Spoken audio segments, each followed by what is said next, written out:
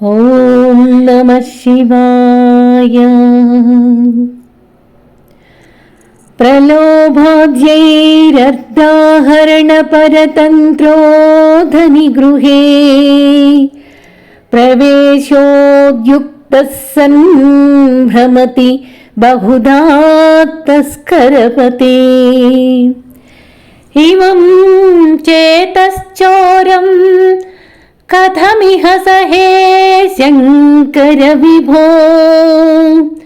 తవాధీనం కృత్వా మయి నిరపరాధే కురు కృపాం. ఈ శ్లోకంలో ఆచార్యులు ఆశలు, దురాశలు, దుష్టమైనటువంటి కోరికలు వీటిని పోగొట్టుకోవలసిందిగా ప్రార్థన చేస్తూ ఉన్నారు.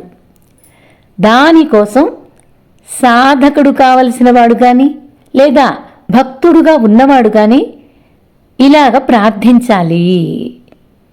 ఏమని అంటే ప్రలోభాద్యై, ప్రలోభమైనటువంటి పనులు చేసి రర్ధాహరణ పరతంత్రో అంటే ఈ ప్రలోభమైన పనులంటే ధనాన్ని ఎలాగోలాగా పొందాలి, దొంగతనం చెయ్యాలి అనే ఆశతోటి నిమగ్నమైపోయి ఉండి ధని గృహే ప్రవేశోద్యుక్త సన్, ఎక్కడెక్కడ ధనం ఉంటే ఆ ధనవంతుల ఇళ్లల్లో అక్కడక్కడ ప్రవేశించాలి, అప్పటికప్పుడు దొంగతనం చెయ్యాలి అనేటటువంటి ప్రయత్నంలో ఉండి భ్రమతి, ఆ ఉన్నటువంటి మనస్సు, ఆ మతి, ఆ మనస్సు అక్కడికక్కడే తిరుగాడుతూ ఉంది, భ్రమిస్తూ ఉంది, బహుదా రకరకాలుగా తిరుగాడుతూ ఉంది.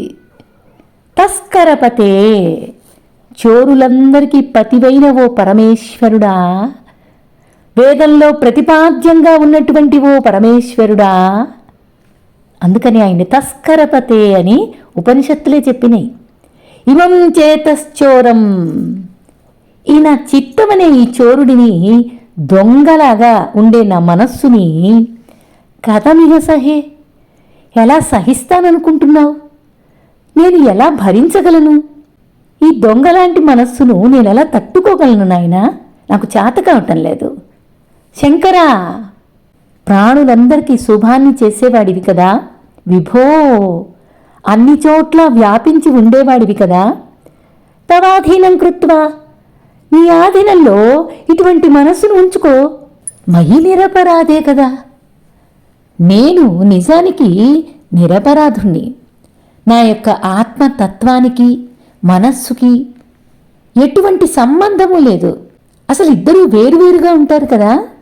నా యొక్క ఆత్మతత్వానికి మనస్సుకి పొంతనే లేదు కదా. కాబట్టి మరి ఇట్లాంటి పొంతన లేనటువంటి ఈ రెండు ఎప్పుడు కలిశారో తెలియకుండా వీళ్ళిద్దరూ కలిసి ఉన్నారు. కాబట్టి తప్పుడు ఆలోచనలు చేసేది ఏమిటయ్యా అంటే మనస్సే. కాబట్టి ఆ ఆలోచనలే లేనట్టి నేను అనేది ఉంది కదా, ఆత్మతత్వం. ఏ ఆలోచనలు లేనట్టి నాయందు కురుకృపాం, దయతో రక్షించు. చూడండి, తనలో ఉన్న భగవంతునే, తనలో ఉన్న మనస్సే రెండు కలిసేవి కాదు. రెండిటికి సంబంధం లేదు, పొంతన లేదు, అయినా సరే రెండు కలిసి ఉన్నాయి. కాబట్టి నువ్వే రక్షించు. ఆ ఉన్న పరమేశ్వరుణ్ణే, ఆ ఆత్మతత్వాన్నే ఇలా ప్రార్థన చేస్తున్నాడు. దొంగతనాలు చేసేటటువంటి, రకరకాలుగా దొంగ పనులు చేసేటటువంటి వాళ్ళు చాలామంది ఉంటారు. మాయమాటలు చెప్తారు, లేనిపోని లాభాలన్నీ ఎరచూపిస్తారు. ఏ లాభము చేకూరినటువంటి ఇవి ప్రదర్శిస్తారు. అవస్తాయి ఇవొస్తాయి అని మాటలు చెప్పి ఇంత లాభం ఇస్తాం అని, నీవు ఇంత పెట్టుబడి పెట్టు, దాని ద్వారా ధనం ఇస్తాం, డబల్ ఇస్తాం, ఏమేమో చెప్తారు కదండి అని ధనం కాజేస్తారు. ఏదో బంగారం ఇచ్చేస్తాం, నువ్వు 100 రూపాయలు ఇస్తే 1000 రూపాయలు బంగారం నీకు ఇస్తాం అని మాయమాటలు చెప్పి ఆ 100 రూపాయలు కూడా తీసుకొని పారిపోయే ఉడాయించే బ్యాచ్లు ఎంతమంది లేరు? అట్లాంటి బ్యాచ్ ఒకటి ఉంటుంది. ఇంకొంతమంది ఎలా ఉంటారు, రకరకాల మాటలు చెప్తారు. వారేమో ఏదో ఆలోచిస్తూ ఉండగా ధనము బంగారము ఎత్తుకుపోయి మాయ చేసేవాళ్ళు ఉంటారు. రకరకాల మార్గాల్లో ఈ దొంగతనాలు చేయటం అనేది అలవాటైపోయింది మనస్సుకి. సహజంగా ధనవంతుల ఇళ్లల్లో కదా దొంగతనాలు జరిగేది, దొంగతనాలు చేసేది. మరి ఆశ్చర్యంగా నా మనస్సు కూడా ఇదే పని చేస్తోంది. నా మనస్సు కూడా ఇలాగే ప్రలోభం చేయటానికి, ఇలాంటి పనులతో వెర్రితలలు వేసే విధంగా మనస్సుకు అలవాటైపోయింది. అలాగే చేస్తోంది. మరి అందరికీ ఇలా ఉందో లేదో కానీ నా మనస్సు మాత్రం ఇలాగే ఉంది. అయితే ఈ మనస్సును అదుపులో పెట్టగలిగిన వాళ్ళు ఎవరు అంటే తస్కరపతి. అది తస్కరపతివి నీవున్నావు కదా, నీవే అదుపులో పెట్టుకోగలవు. నువ్వు తస్కరపతివి ఎలా అయ్యావు అంటే తస్కరాణం పతయే నమః అని వేదమే చెప్పింది. నాకేం తెలుసు, లేకపోతే వేదం చెప్పిన మాటే. అందుకే నా లోపల ఉన్న ఆత్మతత్వమే నువ్వు కదా, అందుకే నిన్నే ప్రార్థిస్తున్నాను. దొంగలకు పతి అయిన నీకు దొంగ పనులు చేసేటటువంటి నా మనస్సు నీకు అర్పించేస్తాను. నువ్వు తస్కరపతి అనే విషయం నాకు ఇప్పుడు తెలిసింది. అందుకే దొంగలకు పతి నీవు. మరి నా మనస్సు ఏమో దొంగ పనులు చేస్తూ ఉంటుంది, అందుకని నా మనసు నీకు అర్పించేస్తా, తీసుకో. అంటే నువ్వు నాయకుడివి కదా, నాయకుడు చెప్పినట్లు వినాల్సిందే కదా సేవకులు. నువ్వేమో పెద్ద దొంగ. అంటే ఏది చెప్తే పెద్ద దొంగ, ఏది చెప్తే చిన్న దొంగ అది వినాల్సిందే కదా. నువ్వు తస్కర పతివి కదా, నువ్వు పెద్ద దొంగల నాయకుడివి. కాబట్టి నా మనసును నీకు ఇచ్చేస్తా. ఆయన ఏమంటున్నాడు, నాకెందుకయ్యా నీవే భరించు అని అంటావా? ఆహా, నేనెలా సహిస్తాను, నేనెలా భరిస్తాను, నేనెక్కడ దీన్ని బాగు చేస్తాను? నువ్వేమో అందరికీ మంచి చేసేవాడివి, సర్వవ్యాపకుడమైనటువంటి వాడివి. అందువల్ల నా మనస్సు ఎక్కడికి వెళ్ళినా, ఏ దొంగతనానికి వెళ్ళినా నువ్వు పట్టుకోవచ్చు. ఎందుకంటే అంతటా ఉంటావుగా, అంతటా ఉండేవాడివి కాబట్టి ఈ మనస్సు వెళ్ళిన చోటికల్లా నువ్వు వెళ్తావుగా. అది ఎట్లాంటి నాటకాలు, ఎలాంటి మాయా చేస్తుంది నువ్వు చూస్తావుగా, అప్పుడు పట్టుకోవచ్చు. నాకేమో అంత అనంతత్వం తెలియడం లేదు నాకు. అందుకు నేను నా మనస్సును కనిపెట్టుకొని ఉండలేకపోతున్నాను. నువ్వైతే కనిపెట్టగలవు. నీవా మంచివాడివి, మార్చగలిగేటటువంటి వాడివి. కాబట్టి నా మనస్సును నీ చేతికిచ్చేస్తా, నా దొంగ మనస్సుని. నువ్వేం చెయ్యాలంటే నా యందు కృప చూపించాలి. నాకు ఏ అపరాధము తెలీదు, అది తప్పు చెయ్యకుండా నువ్వే చూసుకో అని ఎంత చక్కగా అందంగా చూపిస్తున్నారు ఈ శ్లోకంలో. ఏంటి పరమేశ్వరుని తస్కరపతే అని అంటున్నారేంటి అనిపిస్తుంది కదా మనకి. అయితే ఒక అర్థం ఏంటంటే పరమేశ్వరుడు సర్వమానవ స్వరూపుడు, ఇంకొక అర్థం ఏంటంటే సర్వస్వరూపుడు. ఆ పరమేశ్వరుడు భగవద్గీతలో చెప్పినటువంటి శ్లోకమే ఉంది, సమం సర్వేషు భూతేషు తిష్టంతం పరమేశ్వరం అనే రీతిగా భగవద్గీతలో చెప్పారు, వేదంలోనూ చెప్పారు, పురాణాల్లోనూ చెప్పారు. ఈ పరమేశ్వరుడు అంతటా అన్ని భూతాలలో సమానంగా ఆ ఈశ్వరుడు ఉంటాడు. కానీ ఆయనకు తెలుసుకోవడానికి మాత్రం ఆయన్ని తెలుసుకోవాలి అంటే అందరికీ సాధ్యం కాదు. ఈశ్వరుడు అంతటా ఉంటాడు అని తెలుసు, కానీ ఆయనకు తెలుసుకోవడానికి మాత్రం అందరికీ సాధ్యం కాదు. బ్రహ్మానుభవం కలిగిన వాళ్లల్లో, చేపలు పట్టే జాలరి వాళ్లల్లో, ఆఖరికి జూదంలో వ్యసనపరుడైనా సరే అందరిలో కూడా ఆ పరమేశ్వరుడు తిష్ట వేసుకొని సమానంగా ఉన్నాడు. కానీ ఈయన తస్కర నాయకుడు. అందువల్ల ఏ దొంగతనమైనా చెయ్యగలిగినటువంటి వాడు నాయకుడు కదా. కానీ ఆయనకి ఇంకా ఏంటో తెలుసా, వద్దు అనుకుంటే ఆపను గలడు. దొంగల నాయకుడు కాబట్టి ఏ దొంగతనమైనా చేస్తాడు, కావాలి అనుకుంటే ఆపగలుగుతాడు. ఆయనే ప్రవర్తకుడు, ఆయనే నివర్తకుడు, ఆయనే అవుతాడు. అంతకంటే ఇంకొకళ్ళు ఎవరు కాలేరు. ఇద్దరికి పతిగా ఉండే శ్రేష్ఠుడిగా ఈయనే ఉంటాడు. అదే అర్థంలో చెప్తారు. ఆలోచిస్తే మనకు అర్థమవుతుంది. ఈ తస్కరపతి అయిన పరమశివుని ముందు ఈ మనస్సు అనే చోరుడు ఎంత తస్కరపతి అంటే మనస్సునే ఆయన దొంగిలిస్తే సరిపోతుంది కదా. ఎట్లాగూ తస్కరులలో నాయకుడు అంటున్నారు కదా, కాబట్టి ఈ మనస్సు అనే చోరుణ్ణి ఆయన దొంగిలిస్తే అయిపోతుంది కదా. అదే చెప్పుకుంటున్నారు. అసలు ఆయన ముందు ఈ చోరుడు ఎంత? అందుకని ఈ మనస్సును ఆయనకు అప్పగించేస్తే ఆయనే మనస్సుని అరికడతాడు, ఆయనే దీన్ని శుద్ధం చేస్తాడు అనే భావాన్ని ఇక్కడ వ్యక్తం చేస్తున్నారు. కుసంస్కారంతో వచ్చే ఆలోచనలను పోగొట్టుకోవాలి అంటే ఆ ఈశ్వర పాదాలే మనస్సులో చక్కగా ప్రతిష్ఠించుకోవాలి. తస్కరించాలి అనే ఆలోచన కొంతమంది ఉంటుంది, మనస్సులో ఉంటుంది కొంతమందికి. అదేమో కొంతమంది క్రియారూపంలో చేసేస్తూ ఉంటారు. మనస్సులో ఆగిపోతుంది, కొంతమంది ఏమో ఆ కర్మలోకి దిగిపోతారు. దానివల్ల ఎంత పాప ఫలితం అనుభవించవస్తుంది అనేది తెలియక కొంతమంది, తెలిసినా కూడా మూర్ఖంగా అదే మార్గంలో నడిచేటటువంటి వాళ్ళు కొంతమంది. ఆ విషయంలోనే ఇక్కడ ఒక పురాణ గాథ చెప్తున్నారు. తత్వనిష్ఠుడు అనే ఒక మహానుభావుడు, పేరుకు తగ్గట్లుగా మంచి శివభక్తుడు, తత్వజ్ఞాని. ఈయన మంచి నిష్ఠలో కలిగినటువంటి వాడు, అందుకే తత్వనిష్ఠుడు పేరు కూడా. ఈయన ఒకసారి పొరుగురు వెళ్ళవలసి వచ్చిందట. అక్కడ దారి తప్పానేమో అనే సందేహం కలిగింది ఆయనకి.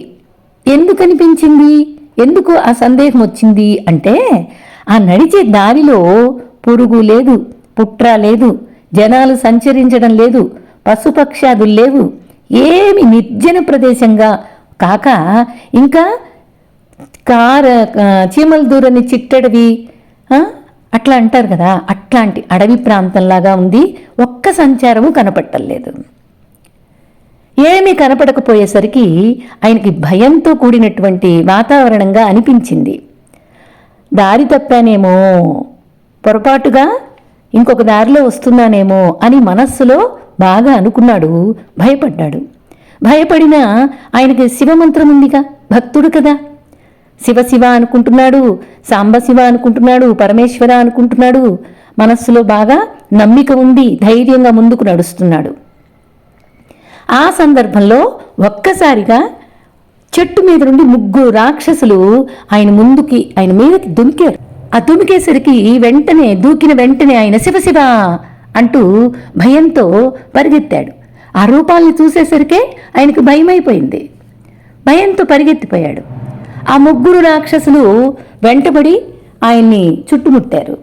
నిజానికి ఆ రాక్షసులు పట్టుకుని తినేయాలి అనుకొని వెంటబడ్డారు.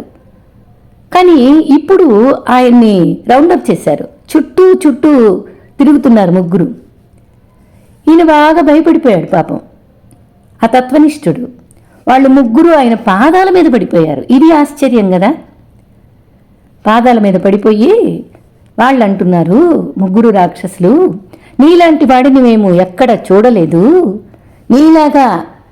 నీలాగనే ఇక్కడ చాలామంది ఈ బాటలో వచ్చారు, ఈ మార్గంలోకి వచ్చారు, పరుగెత్తారు, నీలాగానే భయపడ్డారు, కానీ విరుచుకొని వాళ్ళని తినేశాము. కానీ నీ విషయంలో నిన్ను తాకాలని లేదు. నువ్వు ఎంతో పవిత్రంగా కనిపిస్తున్నావు, ప్రశాంతంగా అనిపిస్తున్నావు. చూస్తుంటే మా మనస్సులు ప్రశాంతంగా అయిపోయినాయి. అందుకని నీవు మా 3 ఈ బ్రహ్మ రాక్షసత్వం నుంచి విముక్తిని చెయ్యగల సమర్థుడివి అనిపిస్తుంది మాకు అని 3 కాళ్ళ మీద పడిపోయారు. ఆ తత్వనిష్ఠుడికి భయం తగ్గింది కాస్త. అయితే తగ్గి, సరే నాకంత శక్తి ఉందో లేదో తెలియదు కదా, అసలు మీరు ఈ రాక్షసత్వం మీకెలా వచ్చింది అని అడిగాడు. ఆ తత్వనిష్ఠుడు. మొదటి రాక్షసుడు చెప్పాడు, అయ్యా, మేము ముగ్గురం వేరువేరు ప్రదేశాల వాళ్ళం, మాకు మిత్రత్వం అంటూ కూడా ఏమీ లేదు. ఈ రాక్షస రూపాల్లో ముగ్గురం ఒక చోటకి చేరామంతే అని చెప్పాడు. నేనేమో గత జన్మలో ఊళ్ళోనే నేను ఒక ప్రధానమైనటువంటి ధనవంతుడిని. మరి ఆ ధనవంతుడు అనే పొగరుతోటి ఎవరు బలహీనంగా ఉన్నారో ఆ గ్రామంలో గమనించి వాళ్ళ ఆస్తులన్నీ నా స్వాధీనం చేసుకోవటం మొదలుపెట్టాను. నా పరిధిలో పెట్టుకున్నాను వాళ్ళ ఆస్తులన్నీ. ఎక్కడ దొరికితే ఎక్కడ అవకాశం ఉంటే అక్కడ ఆస్తులు మొత్తం నా పేరుతోటి రాయించేసుకున్నాను. అవొక్కటేనా, ఇంకా చాలా చాలా పెద్ద పెద్ద తప్పులే చేశాను. చేస్తున్నంతసేపు కూడా నాకు ఆ జన్మలో అంత బాగుంది, చాలా చాలా పేరు వచ్చింది, చాలా చాలా బాగుంది, చాలా చాలా సంతోషంగా ధనవంతుణ్ణి అనిపించుకున్నాను. కానీ ఆ జన్మ పూర్తయిన తరువాత నరకంలో నానా సెక్షన్స్ తిప్పేసి నరక బాధలన్నీ చవి చూశాను. భరించలేకపోయాను.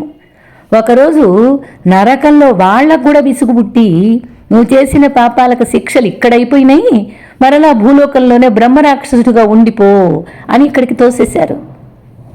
నేను ఇక్కడికి వచ్చి పడ్డాను అని చెప్పాడు. అందువలన అందరినీ ఇట్లా తినడం, ఆకలి, ఇట్లాగా మనుషుల మీద పడిపోవటం, ఈ పనిలో పాపం ఈ ఇద్దరు కూడా ఇక్కడికి వచ్చి చేరారు, ముగ్గురం కలిసి స్నేహితులుగా మారాం అని చెప్పాడు. ఈ తినడం అనే మనుషుల్ని తినడం వల్లే పనిలో నిమగ్నమైపోయాము అని చెప్పాడు. అందువలన ఇది ఈ ప్రదేశానికి ఇంత నిర్జనంగా ఉంది, ఇక్కడ ఎవ్వరు తిరగరు, ఇక్కడికి ఎవరు రారు, పొరపాటున ఎవరైనా వస్తే వాళ్ళని ఇలా తినేస్తాము అని చెప్పాడు.